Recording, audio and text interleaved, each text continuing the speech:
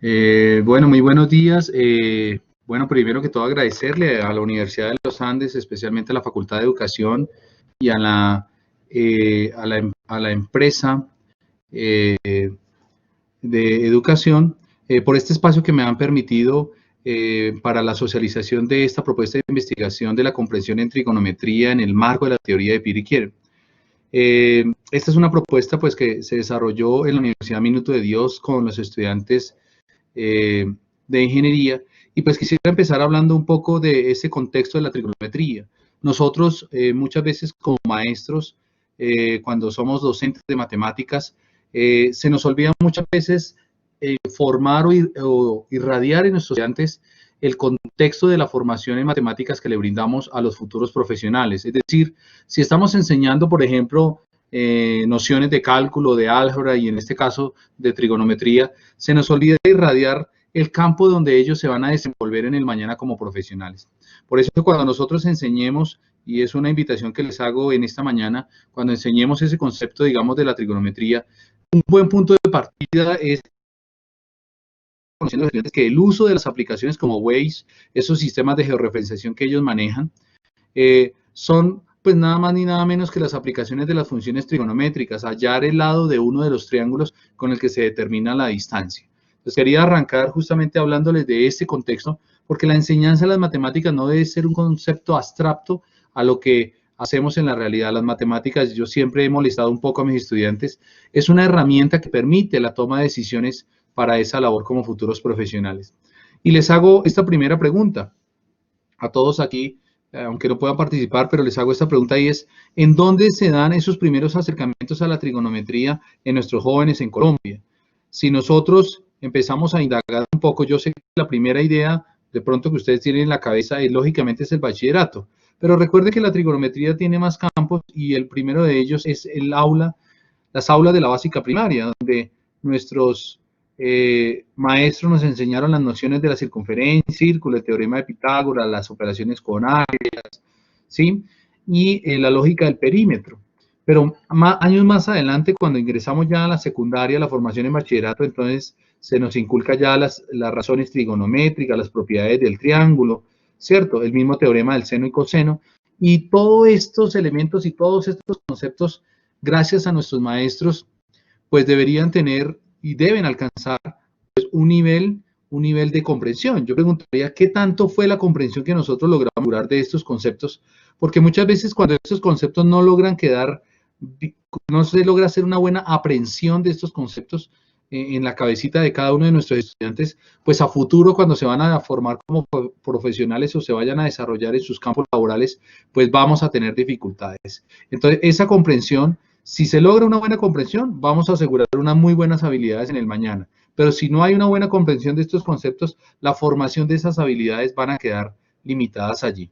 Entonces, mirándolo desde esa formación profesional, en Colombia se habla que la enseñanza en la trigonometría se ha convertido en un proceso muy memorístico, muy rutinario, muy del algoritmo, de desarrollar el procedimiento, de aplicar las fórmulas específicamente de las funciones trigonométricas y resolver. Pero a raíz de eso, y se han venido presentando muchos problemas a raíz de ese pensamiento, de esta lógica memorística de la enseñanza de la trigonometría, lo que se busca es que nuestros estudiantes de ingeniería en el país o de todas las profesiones donde se orienten estos conceptos, busquen ellos desarrollar relaciones, busquen hacer análisis, busquen establecer conjeturas. Entonces, es indispensable que logremos encaminar esas conjeturas, logremos encaminar esas relaciones entre las variables, porque así como lo miramos en los pensum académicos de los programas profesionales, pues se nos enseñan, están las formaciones en las ciencias básicas, pero también está involucrada la trigonometría y está inmersa en cada uno de los elementos que están allí. Y si no hay una buena comprensión, empezamos a tener dificultades. Entonces, algo con lo que se aborda a los estudiantes, en este caso de esta investigación, uno de los primeros acercamientos que se abordaron a los estudiantes en esta investigación, es preguntándoles cómo determinar el área de esta región. Y si lo llevamos a un contexto, dentro de la ingeniería, por ejemplo, es yo quiero construir un lote que tenga esta forma triangular y las zonas que van a quedar son zonas verdes, quiero dejar esas zonas verdes. Entonces yo quiero modelar matemáticamente esa área para poder saber cuál es la construcción que yo voy a a levantar allí en ese terreno y cuáles son las zonas verdes. Entonces, a raíz de eso, yo no sé, ustedes de pronto se pueden imaginar qué conceptos están involucrados. Entonces pensarán en el concepto del área del triángulo, el área del círculo, ¿cierto? Podemos pensar también en la lógica del perímetro, y allí hay muchos otros conceptos que podemos relacionar. Y todos esos conceptos, si nosotros tuvimos una muy buena formación o una buena comprensión de los conceptos, podemos encaminar esto.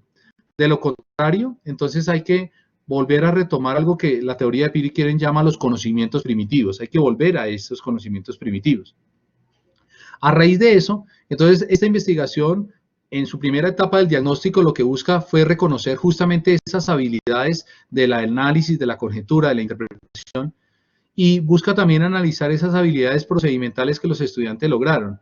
Entonces, como ustedes ven, se desarrollaron varias pruebas diagnósticas, actividades diagnósticas, en las cuales se evidencia que del 50% de los estudiantes tienen muy buenas habilidades de memoria, recuerdan la fórmula del teorema del seno, las funciones trigonométricas, desarrollan muy bien unos paso a paso algorítmicos, saben despejar, resolver fórmulas y saben reemplazar valores o sustituir valores dentro de esos procedimientos.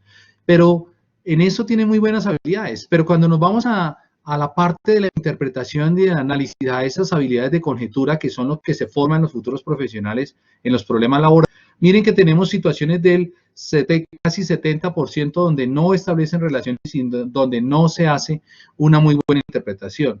Entonces, a raíz de este diagnóstico es que yo les nace lógicamente, se puede medir la comprensión que ellos están logrando, y a raíz de eso es que podemos empezar a plantear la siguiente propuesta de investigación. Entonces, quiero hacer aquí un paréntesis con este tema del Shirahara, aquí con esta aplicación. Es que el gobierno nacional contrató una firma norteamericana para que se hicieran los estudios de cuáles fueron las causas que llevaron a la caída de este puente. Si ustedes quieren, muchos de los chicos hicimos una investigación y solicitamos a través de una página de una firma colombiana que tiene los estudios actuales vigentes, es la firma Geotecnología SAS. Esta firma nos facilitó los estudios y logramos analizar allí cuáles fueron esas razones por las que este puente de Shirahara colapsó. Una de las razones, y la más grande que se le dio al gobierno, lógicamente, fue el diseño de toda la parte estructural del puente. No fue el tema de los materiales, también un mito que era el tema del acero que era traído de China, y había una cantidad de elementos allí, pero una de las razones de peso, que aquí es donde a los colombianos nos duele, es que acuérdense que el diseño estuvo a cargo de ingenieros colombianos, españoles, y no recuerdo otra nacionalidad allí, pero una de las debilidades fue un concepto de la trigonometría que se aplicó mal dentro de un simulador o de un emulador, ¿cierto?, de las condiciones del anclaje de los pilotes en el terreno. Y es que el profesional que desarrolló el proceso de simulación dentro de los programas no tuvo en cuenta un pequeño signo de la función seno. Al profesional se le olvidó aplicar el seno negativo dentro de la función, y lo que hizo, si ustedes lo observan aquí, fue que aumentara la capacidad llamémoslo así, de aceleración del movimiento de la carga que se colocaba con el pivote, y en la vida real, es la línea punteada que ustedes ven cuando salieron los estudios, ese mal cálculo hizo lógicamente pues que se generara un vacío, miren, se generara un vacío en el movimiento telúrico del taúd de la Tierra, y lógicamente el pivote mayor, que es el que vemos en las imágenes, colapsara.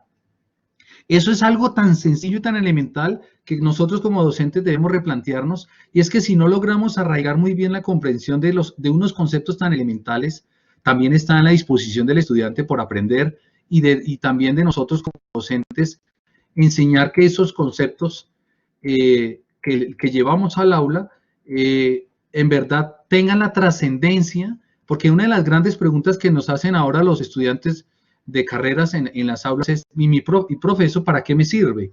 Y ahí es donde nosotros como docentes debemos tener ese punto de partida para irradiar la enseñanza de los conceptos de la matemática. A raíz de eso, de todos estos elementos y como en ese contexto, se planteó el objetivo de la investigación, y es cómo implementar una unidad didáctica en el marco de la teoría de Piri para desarrollar esa comprensión, esos procesos de comprensión en la demostración de unas expresiones que en este caso eran delimitadas por sectores circulares y de circunferencia.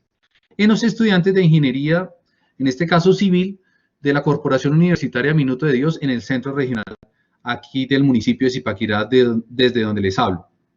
Entonces, ese fue el punto de partida, la pregunta orientadora. Allí está el objetivo general, que es analizar lógicamente la aplicación de esa unidad didáctica, esa unidad didáctica que va a impactar la comprensión de los estudiantes. Aquí están un poco los objetivos específicos. Pues primero lo que buscamos fue medir un poco esos conocimientos básicos, que son lo que vamos a llamar los conocimientos primitivos. Se diseñó la unidad didáctica, se aplicó y se evaluó esa unidad didáctica. Pero de lo que me interesa que todos compartamos y socialicemos en esta mañana es la teoría de Piri-Quieren. Estos profesores norteamericanos de Piri-Quieren, dos profesores que se interesaron por allá en el año 89 en el diseño de una teoría para el constructivismo y para poder mejorar la comprensión de los estudiantes y sobre todo en las matemáticas, desarrollaron este modelo que ustedes observan ahí. Este modelo que ustedes ven tiene sus inicios en el conocimiento primitivo, es decir, lo que hay en la cabecita de los estudiantes, y tiene que ir trascendiendo por una serie de niveles, que son 8 niveles como los observan aquí, y va trascendiendo en la creación de la imagen, en que luego el estudiante pueda comprender esa imagen. Pero cuando hablo de imagen, no hablo de una imagen de una fotografía, sino hablo del concepto. Es decir, que logremos arraigar en la memoria del chico ese concepto, pero basados, escúchenlo bien, en los conocimientos primitivos que hay en la cabecita del estudiante.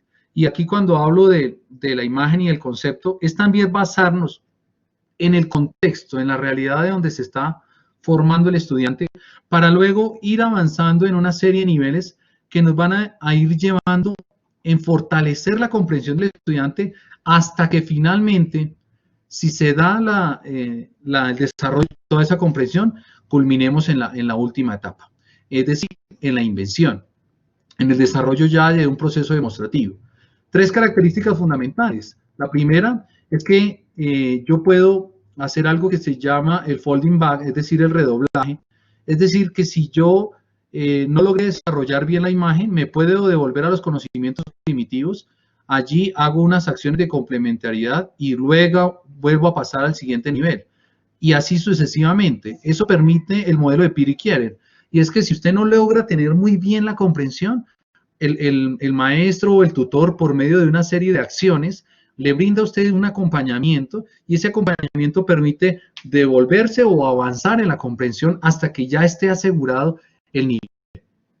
Y estos límites de falta de necesidad, pues es la importancia que siente el estudiante o la persona que está comprendiendo el concepto por avanzar o por mejorar en su nivel de comprensión.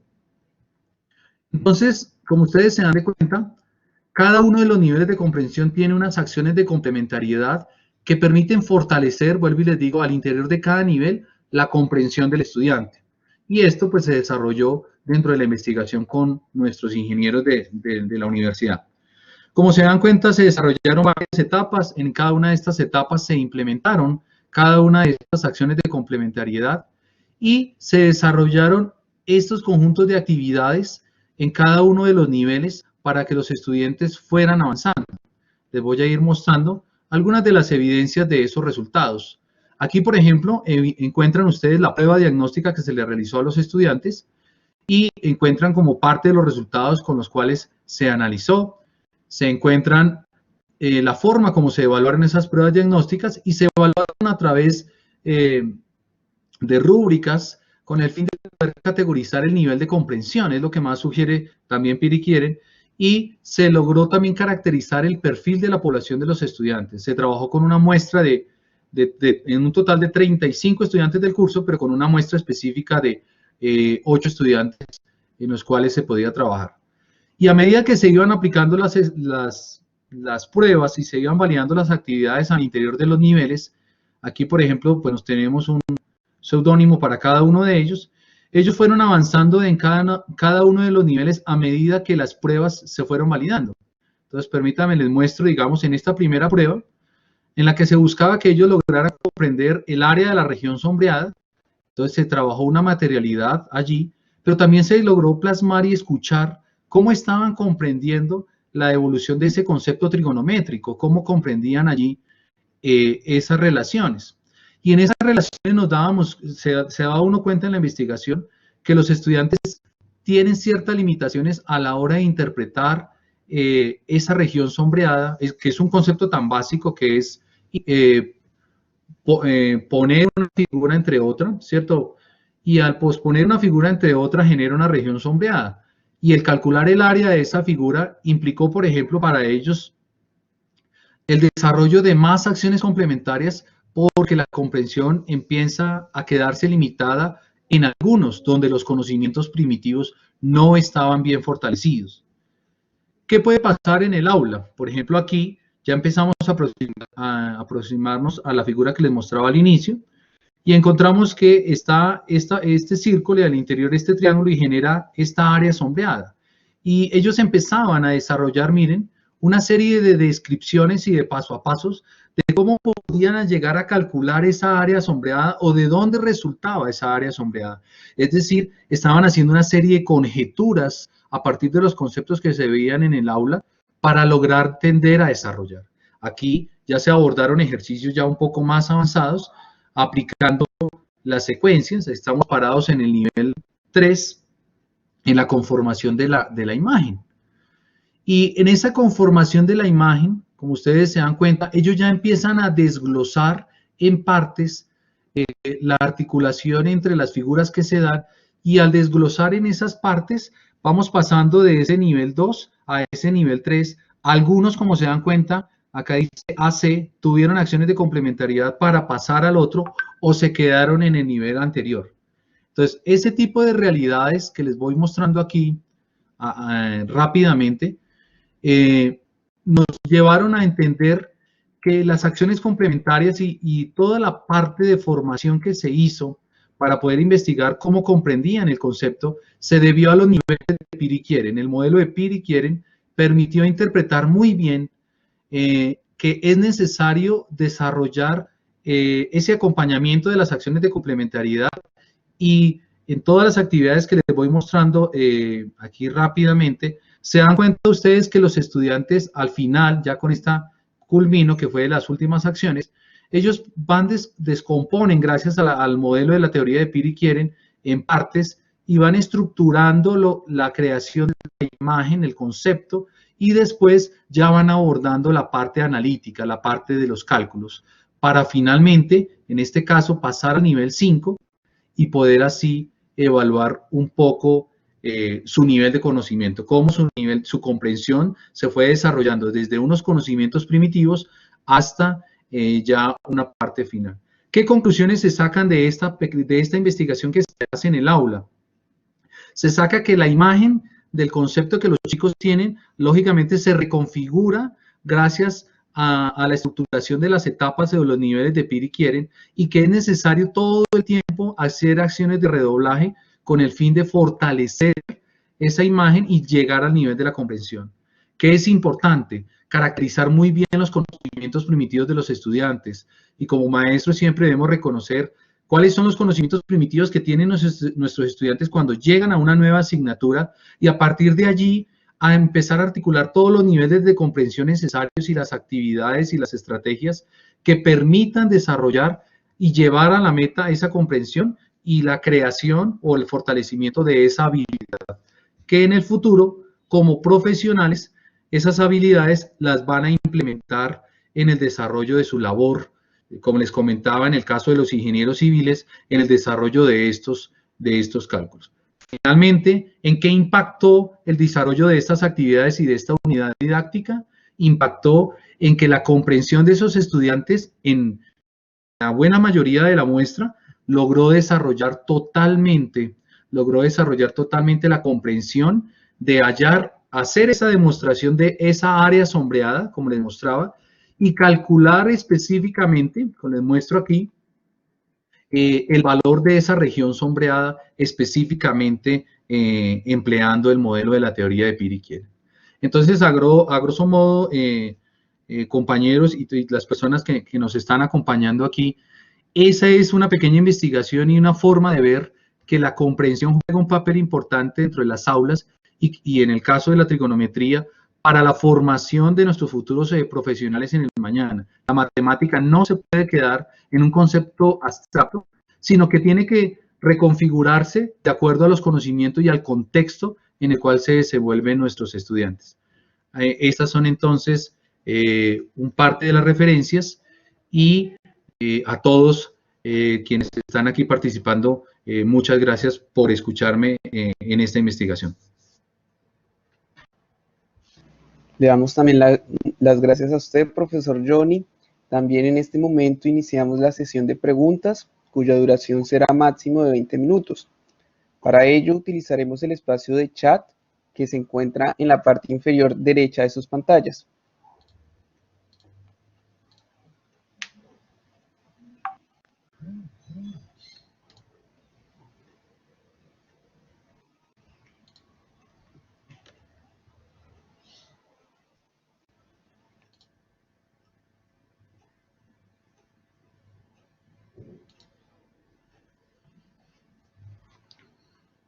Pues no sé si hay algún comentario, algo frente pues a esta labor. Profe Johnny, ¿me confirma si está viendo el espacio de chat en Collaborate? Sí, correcto, Jonathan, lo estoy viendo. A Hermelinda de México, un saludo también especial. Una tierra donde tuve la oportunidad de estudiar también esta matemática estructural y que hoy les comparto. Se hace allí una pregunta: ¿qué consideraciones se debe tener para en los contextos, en el caso, por ejemplo, de los colegios? En el caso de las instituciones educativas, pienso que el modelo de Piri-Quieren es una realidad que es más tangible, es más factible desarrollarla, y es porque muchas veces nuestros estudiantes tienen grandes debilidades en la formación, en el campo del álgebra, en el campo del cálculo, y siempre debemos partir, lógicamente, de los conocimientos primitivos que hay en la cabecita de los pequeños. Como maestros, como maestros siempre nos quejamos en el aula, y es que el estudiante no sabe sumar, o el estudiante no sabe factorizar, o el estudiante no sabe desarrollar esta cierta lógica de operaciones. Pero eso se debe a que como maestro no nos hemos detenido un poco a acercarnos a cuáles son esos conocimientos primitivos que llama la teoría, a acercarnos a escuchar y a poder visualizar esos conceptos, y a partir de esos conocimientos empezar a desarrollar todas las estrategias. Entonces, esta innovación que se plantea allí, o el desarrollo de esta metodología Piri-Quieren, es una realidad palpable para los colegios en la medida en que como maestros tengamos como punto de referencia los conocimientos primitivos. Me escribe por allí Samuel. Vale, Samuel es un estudiante de la Universidad Iberoamericana que desarrolla también su investigación. Muchas gracias, Samuel.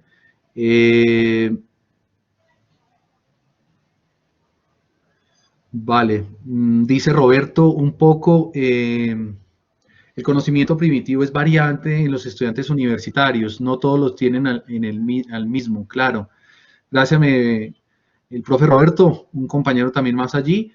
Y sí, eso es una realidad, y todo el tiempo esos conocimientos primitivos varían, dependiendo también lo que uno llama las bases que tienen los estudiantes en su formación, sea en el bachillerato o en los mismos cursos universitarios. Marta Cecilia, ¿cómo es la actitud de los otros profesores de matemáticas frente a este estilo de trabajo? Yo pienso que la actitud de abordar este tipo de estrategias muchas veces tiene un poco de diferencia en los maestros, o un poco de apatía, no son tan apáticos a este tipo de estrategias, porque con todo respeto, muchas veces implica un mayor número de trabajo, de horas de trabajo, e implica lógicamente desarrollar mayor número de actividades y un mayor acompañamiento a los procesos. Entonces, independientemente de los maestros en este tipo de situaciones, son un poco apáticos, pero hay muchos, no hablamos del todo, lógicamente no vamos a generalizar, pero sí es muy importante que podamos fortalecer e implementar estas estrategias. Gracias, Marta Cecilia. Michael Rivera nos dice desde Tumbes, Perú. Gracias, Michael. Vale, perfecto. Conocimientos y páginas que yo sugiero, actualmente la estamos implementando, la implementa la Universidad Iberoamericana y la implementa la Universidad Minuto de Dios, es la página de Khan Academy.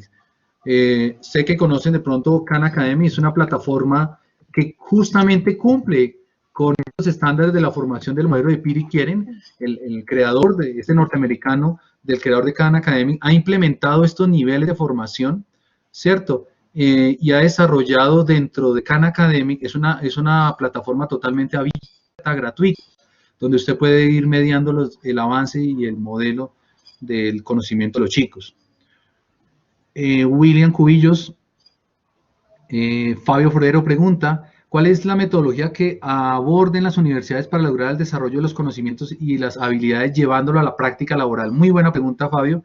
Y es una pregunta importante en la medida en que las matemáticas siempre se han quedado rezagadas como conceptos abstractos y no han trascendido en el aula. Como les comentaba, lo del Shirahara, es triste que nuestros ingenieros colombianos, no hablo por todos, hablo específicamente por esa situación, son errores humanos que en su momento se presentan, pero muchas veces se debe a la falta de comunicación que en realidad no logramos arraigar en nuestros estudiantes para que cuando lleguen al desarrollo de su profesión alcancen eso. Entonces, pues una de las metodologías a implementar que yo puedo sugerir es este tipo de investigaciones en el pensamiento constructivo de Piri Quieren. Liliana María, estudiante, ¿cómo puede hacer que un estudiante de parálisis cerebral no es capaz de coger las cosas por sí mismo?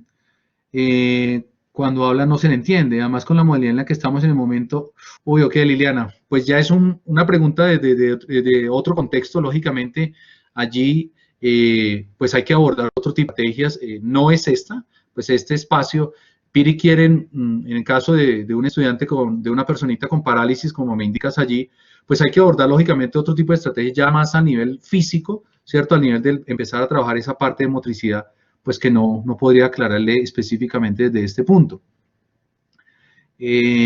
Mauricio habla que el trabajo se presenta con las representaciones semióticas. ¿Ha pensado en algún análisis de las representaciones semióticas para la comprensión de los objetos matemáticos y con qué teoría? Bueno, hacia la parte y a la hora de desarrollar y de abordar esa parte semiótica de la propuesta, pues inicialmente no lo he pensado, no lo he encaminado aún, porque me he interesado bastante y me metí mucho, quemé mucho tiempo y energía en poder, no me centré en esa parte, pero sí, tengo que abordarlo y empezar a trabajarlo en investigación. Gracias. Oscar, gracias. Perfecto. Perfecto. ¿Qué sugerencias nos puede dar para motivar a profesores en el fortalecimiento de las competencias en matemáticas? El profe Oscar Gracia, que está allí conectado, sí. Para poder fortalecer esas competencias en matemáticas es indispensable trabajar con el contexto. Es decir, que nosotros como maestros, si vamos a enseñar una clase de estadística a personas que trabajan en riesgos laborales, por ejemplo, profesionales que manejen el tema de salud y salud, de seguridad y salud en el trabajo, pues tienen que abordar la estadística aplicando el análisis de cifras de riesgo laborales, siempre todo el tiempo enseñar la matemática partiendo del contexto donde se van a desenvolver en un par de años los profesionales. Eso sí, sin perder la esencia de las matemáticas, porque no podemos olvidar, lógicamente, la formación de esos conceptos, toda la estructura que concibe las matemáticas. Eso sí, sin perder la esencia de las matemáticas, para que el chico también desarrolle ese pensamiento lógico, ese pensamiento crítico. Luis Miguel desde Valledupar me habla, en el contexto de los conocimientos primitivos, el sector rural con el sector urbano. Pues mira, esa es muy interesante. Cuando uno está en las aulas se da muchas veces de cuenta que los estudiantes, con todo el respeto, que vienen de la zona de zonas rurales, de veredas, de municipios aledaños a las ciudades, muchas veces un pensamiento matemático más estructurado, escúchelo bien. Es un poco desde la experiencia que he vivido en las aulas, y de pronto algunos maestros me dan la razón, y algunos estudiantes de la ciudad a veces tienen ciertas dificultades en la comprensión de los conceptos. Hablo de la siguiente manera: los estudiantes rurales a veces tienen un pensamiento más abierto, podría decir, tienen una mentalidad abierta más fácil, que hace que la comprensión de los conceptos se asegure. Vale, Cecilia, con mucho gusto. Hermelinda me pregunta que si se puede aplicar esto al nivel de la primaria. Sí, todo el tiempo.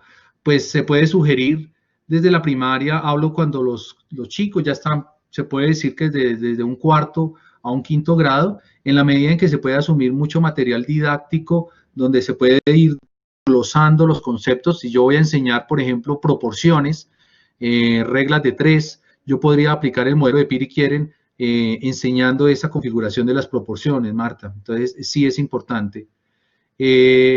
¿Cuáles son los resultados a nivel de la invención? Preguntamos.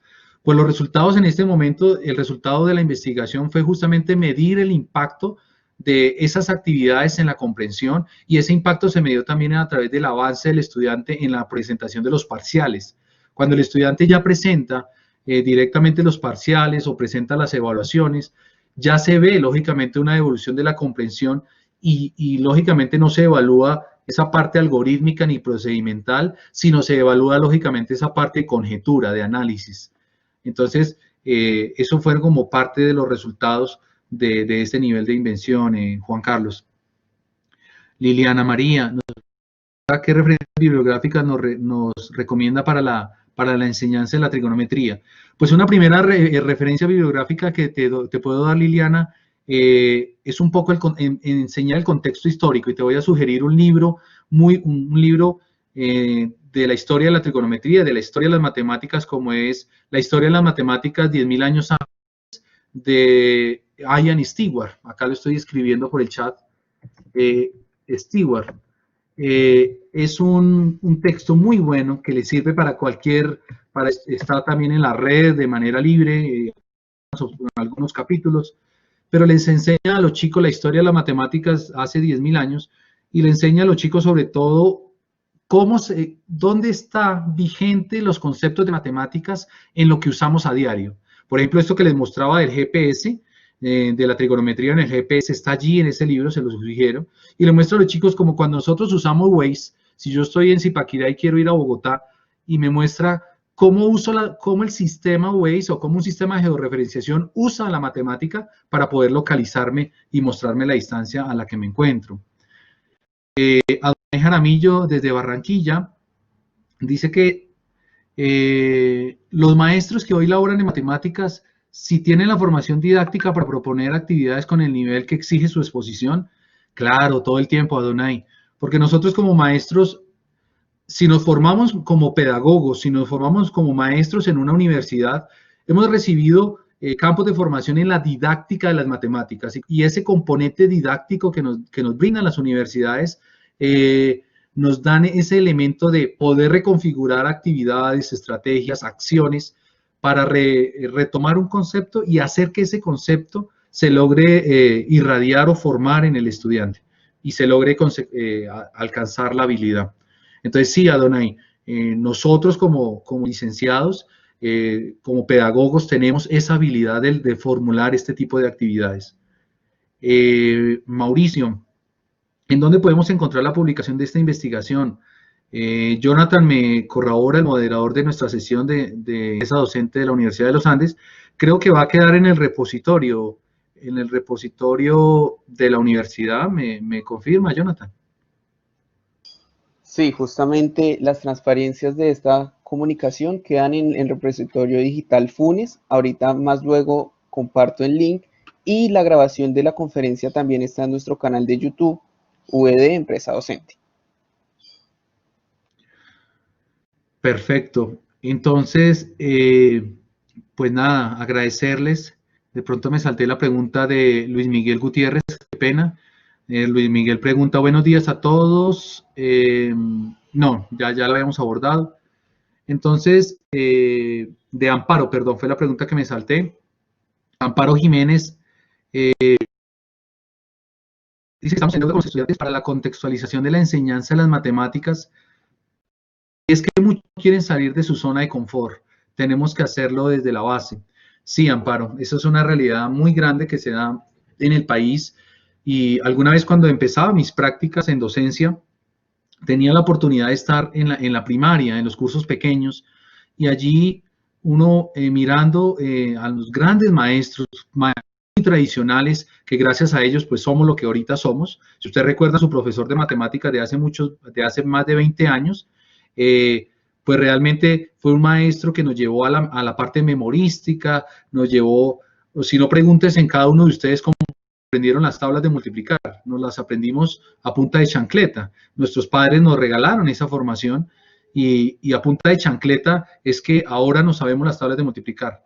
Entonces sí, tenemos una gran deuda con la formación de los profesionales y es importante, sobre todo, que nosotros como maestros entendamos que la matemática no puede quedarse en enseñar el trinomio cuadrado o enseñar muchos conceptos abstractos. Todos esos conceptos tienen que trascender y tienen que trascender en la medida en que podamos darle un contexto a lo que el chico va a aplicar en la realidad. Y como dice Amparo, todo empieza desde pequeños. Si nosotros le enseñamos a los chicos que las proporciones no es tan solo hacer una regla de 3 y generar un cálculo, sino las proporciones están en el momento en que mamá prepara los alimentos o en el momento en que voy no sé, a salir al juego y a organizar los juguetes y todo este tipo de cosas. Si enseñamos de esa manera, aquí ya hay muchos tipos de estrategias como el aula invertida, los ciclos de indagación, hay muchos modelos de enseñanza para ello, pero entonces tenemos que hacer un cambio de mentalidad,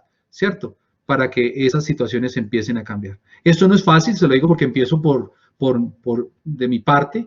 En mis aulas, en la forma universitaria, voy despacito, esto no es un tema rápido, y girar eso en la cabecita tanto de los estudiantes y como de mi parte también es un proceso que se demora, pero las cosas se van dando si nosotros hacemos ese cambio de chip en la cabecita para enseñar basados en la realidad de nuestros futuros profesionales o de nuestros pequeños. Entonces, no sé, Jonathan, si hay algún otro tipo de pregunta. No, pues, con esto damos la despedida. De nuevo agradecemos al ponente Johnny Plazas por sus valiosos aportes y también a las personas que participaron en su comunicación.